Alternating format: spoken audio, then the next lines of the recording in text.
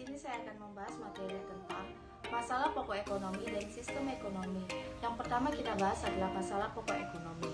Masalah pokok ekonomi terjadi karena adanya pertemuan antara kebutuhan manusia yang tidak terbatas dengan sumber daya yang terbatas.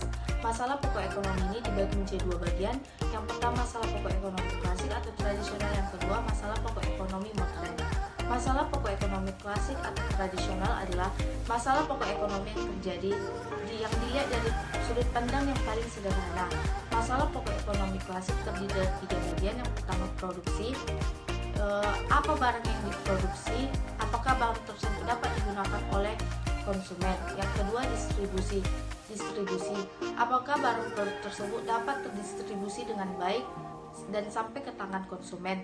Yang ketiga konsumsi, apakah barang tersebut dapat dimanfaatkan atau dapat digunakan oleh konsumen atau terbuang sia-sia. Yang kedua masalah pokok ekonomi modern. Masalah pokok ekonomi modern dibagi menjadi tiga bagian.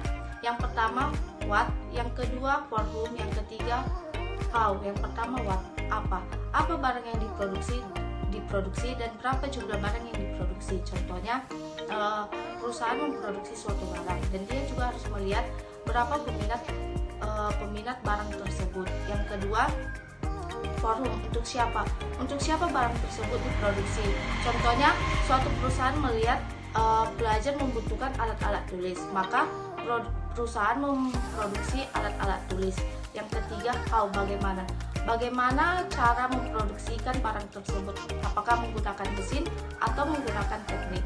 Yang kedua sistem ekonomi adalah suatu susunan atau unsur-unsur ekonomi yang berhubungan dan saling bekerja sama untuk mencapai tujuan tertentu. Nah, sistem ekonomi ini ada 4. Yang pertama sistem ekonomi tradisional, yang kedua sistem ekonomi komando, yang ketiga sistem ekonomi liberal, keempat sistem ekonomi campuran. Di sini saya hanya membahas 2 sistem ekonomi saja. Yang pertama sistem ekonomi tradisional.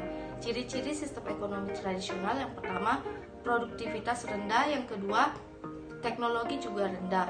Kelebihan dari sistem ekonomi ini, yang pertama tidak ada eksploitasi sumber daya yang berlebihan, yang kedua lingkungan terjaga. Kekurangan sistem ini, yang pertama kegiatan ekonomi belum optimal, yang kedua sulit memenuhi kebutuhan hidup.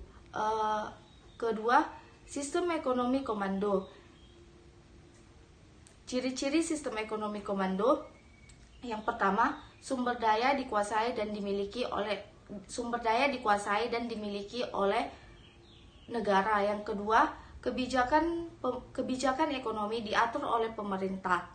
Kelebihan dari sistem ekonomi komando, yang pertama jarang terjadi krisis ekonomi, yang kedua pemerintah dapat mengendalikan perekonomian.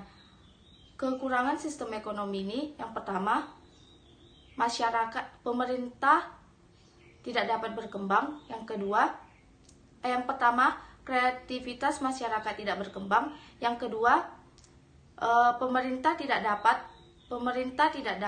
menggunakan sumber daya. Sekian dulu materi dari saya, terima kasih.